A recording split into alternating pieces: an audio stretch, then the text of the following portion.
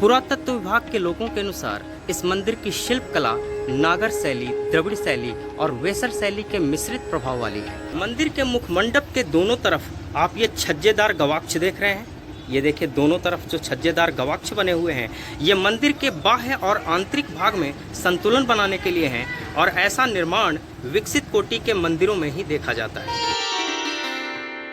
जय Siya Ram friends, welcome to my new blog. Friends, Bihar के औरंगाबाद जिले के देव सूर्य मंदिर को आपने कई बार देखा होगा, लेकिन इस वीडियो में मैं आपकी नज़र मंदिर की कुछ ऐसी खास चीज़ों पे ले जाना चाहता हूँ जिसे लोग यहाँ सैकड़ों बार आने के बाद भी मिस कर देते हैं। तो चलिए शुरू करते हैं और देखते हैं कि आखिर वो कौन कौन सी चीज़ें हैं जिन पे अक्सर लोगों की नज़र नहीं जा पाती। फ्रेंड्स, ये है मंदिर का मुख्य प्रवेश द्वार, जिसे दंडवत द्वार बोलते हैं। ये द्वार इतना छोटा है कि आपको झुककर ही अंदर प्रवेश करना होगा और इसका फायदा ये है कि आपका ईगो बाहर ही रह जाता है और आप विशुद्ध रूप में नई एनर्जी को प्राप्त करने के लिए अंदर प्रवेश करते हैं। और इस द्वार का दूसरा फायदा ये है कि यहीं खड़े होकर आप मंदिर के गर्भगृह का दर्शन कर सकते हैं। मैं आपको जूम करके दिखाता हूँ।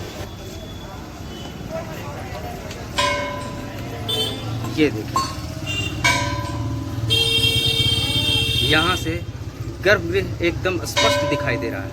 ओम सूर्याय नमः। एक बात और, मुख्य द्वार पर ही गणेश जी विराजमान हैं और किसी ने ध्यान दिया हो चाहे नहीं, महिलाओं ने जरूर ध्यान दिया है। सिंदूर इस बात का प्रमाण है। ओम गणेशाय नमः। अब चलिए मंदिर के प्रांगण में चलते हैं। ये मंदिर दो भागों में बना हुआ है। पहला भाग है गर्भगृह, जिसपे ये शिखर बना हुआ है। ये देखिए, इस शिखर का ऊपरी हिस्सा कमल के आकृति का है और उस पे स्थापित है सोने का एक कलश।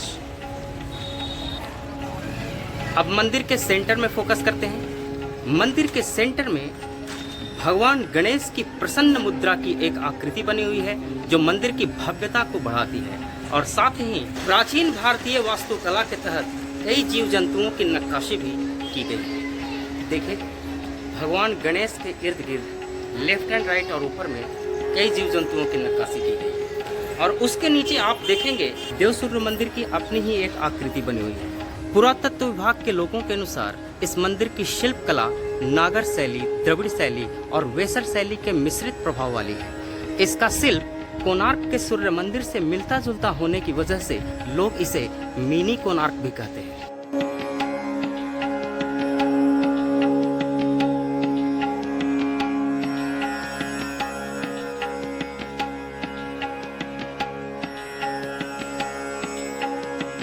मंदिर का दूसरा भाग ये सामने का मुख मंडप है, जिसके छत को सहारा देने के लिए मंदिर के अंदर पत्थर से बने बड़े बड़े स्तंभ हैं, जो मैं आपको अंदर चल के दिखलाऊंगा। मंदिर के मुख मंडप के दोनों तरफ आप ये छज्जेदार गवाक्ष देख रहे हैं। ये देखिए, दोनों तरफ जो छज्जेदार गवाक्ष बने हुए हैं, ये मंदिर के बाह्य और आंतरिक भाग में संतुलन बनाने के लिए हैं और ऐसा निर्माण विकसित कोटि के मंदिरों में ही देखा जाता है। अब हम लोग मंदिर के गर्भगृह में चलते हैं। ये है पत्थर के वो भीमकाय स्तंभ जो मंदिर के मुख मंडप के छत को सहारा देते हैं। ये देखिए,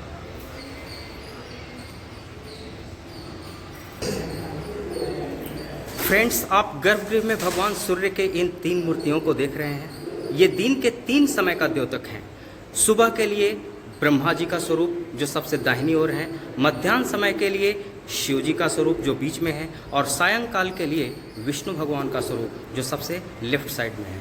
ओम सूर्याय नमः। आप ठीक नीचे देखिए, इन मूर्तियों के ठीक नीचे उनका रथ बना हुआ है। यहाँ देखिए, ओम सूर्याय नमः, ओम सूर्याय नमः।